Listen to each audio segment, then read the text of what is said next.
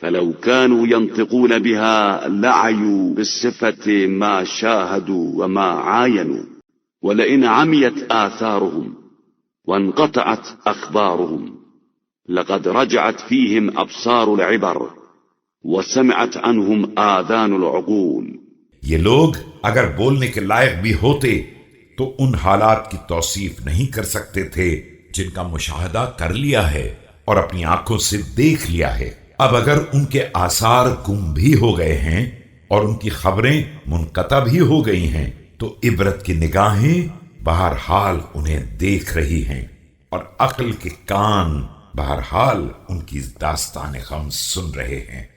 وتكلموا من غير جهات النطق فقالوا كلحت الوجوه النواظر وخوت الأجسام النواعم ولبسنا أهدام البلا وتكاءدنا ضيغ المضجع وتوارثنا الوحشة۔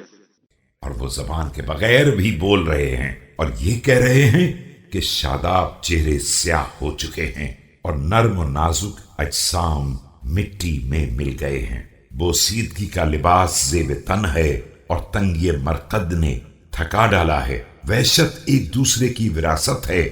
وتهكمت علينا الربوع الصموت فانمحت محاسن أجسادنا وتنكرت معارف صورنا وطالت في مساكن الوحشة إقامتنا ولم نجد من كرب فرجا ولا من ضيق متسعا۔